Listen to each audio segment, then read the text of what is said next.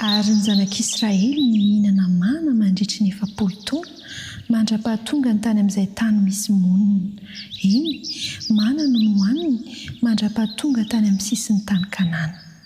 Exodosy 1:10, 15:30. Miodikodina hatrany eo amin'ny fitandremana ny andro sabata ny loha hevitra antsika, andro 7 amin'ny herinandro.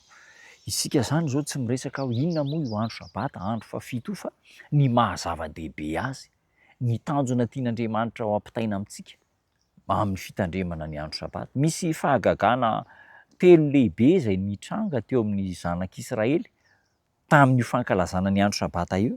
Raha mijery eo amin'ny Exodosy 9:20 isika dia misy fahagagana 3 ngeza be nitranga.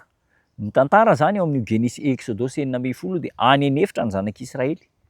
Niala tany Egypta dia ho any amin'ny tany Kanana fa mbola tsy tonga any. Dia mirenireny eny anefitra. Misy an'ilay atao hoe andry afo mitarika azy rehefa amin'ny alina. Andao ny andry afo mitarika azy hoe ity ny lalana. Dia amin'ny atoandro andro rahona, efa apetrak'Andriamanitra zany. Dia mifindrafindra zany zareo fa tsy manana toerana raikitra. Ka ny sakafo dia mana avy amin'Andriamanitra. Inona ilay fahagagana? Ao amin'ny Exodosy 5:30, ary ny zanak'Israely rehetra nihinana ny mana nandritra ny 7 taona mandra-pahatonga ny tany amin'ny tany izay misy monina. Eny, mana no nohaniny mandra-pahatonga ny tany amin'ny sisin'ny tany Kanana.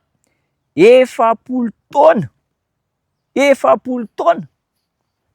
Foto-tsakafo anankiray. Mana maraina atoandro hariva, mana maraina atoandro. Raha ianao tamin'ny toerana dia mana ahoana? 7 taona. Leo ihany ianao, leo ihany. Fa nahagaga. Fahagagana ataon'Andriamanitra rehefa mitarika an'izany. Rehefa mitarika an'izany ny Andriamanitra dia manana sakafo omena azy ireo, ary sakafo ara-pahasalamana izay tsy ampy-monimmonina azy ireo. Raha tsy ohatra anga ka te hiverina any Egypta izy ireo, te hiverina any amin'ilay tany nandevozana, fa raha mitody ho any amin'ny lalana hitondran'Andriamanitra azy, dia ho fahagagana ny hihinana ny sakafo omen'Andriamanitra. Fahagagana voalohany zay. Fahagagana faharoa dia izao, fahitantsika tsara fa zanak'Israely mandritra ny herinandro dia manangona izay hohanin'ny andro hohaniny iny ihany, fa raha avela rapitso iny dia masiso, misy olitra. Fa rehefa tonga ny andro fahaenina, ny andro fafito tsy misy, dia omen'Andriamanitra double, dia manangona double ny zanak'Israely. Ary ny ampitso tsisy masiso, fa ohatra ny mbola sakafo frais ihany, sakafo vaovao no hohanina. Fahagagana zany. Fa raha amin'ny andavanandro iny sakafo iny no avelana dia masiso. Fahagagana fahatelo dia izao ilay fahagagana fahatelo.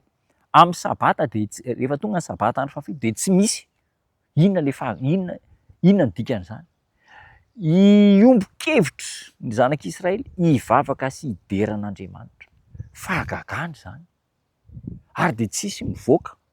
Fa ireo izay tsy hideran'Andriamanitra na mandeha mivoaka mitady sakafo. Zany tamin'ny andron'ny zanak'Israely. Tsisy commentaire zany, no comment, fa izay zany ny atao hoe interprétation mahakasika an'io tranga io. Ny olona izay vonona hideran'Andriamanitra, tsisy mivoaka ny trano andeha hitady sakafo sy andeha hiasa, fa hidera sy hankalaza an'Andriamanitra. Ary ny fahagagana lehibe indrindra dia izao, afa-pon'ny zanak'Israely. Ireo zany ilay fahagagana maromaro, firy izy teo, 3 sosona sa 4 sosona izay niainan'ny zanak'Israely tany anefitra. Ny zanak'Israely nihinana ny mana 7 taona mandra-pahatonga ny tany amin'ny sisy tany Kanana, ary nampatsiahivin'Andriamanitra azy ireo fa Andriamanitra no mikarakara sy manome ny ilain'izy ireo isan'andro. Manoatra lavitra noho izany isika.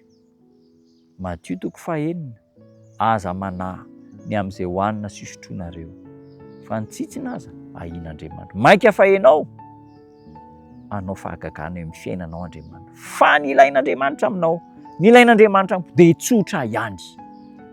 Mino sy mankatoa an'Andriamanitra. Mino sy mankatoa an'Andriamanitra. Ho tahian'Andriamanitra ianao. Hivavaka isika. Saotranao izay tompo tsara, mavesatra ny hafatra, mandona ny fo indraindray, mety mafidoana aza, kanefa ampitainao aminay mba hahatonga anay ho zanaka malalana. Omeo hery izahay mba hinona ny teninao ary hankatoavana ny teninao, dia olona ho sambatra izahay. amin'ny anaranao Jesosy. Amen.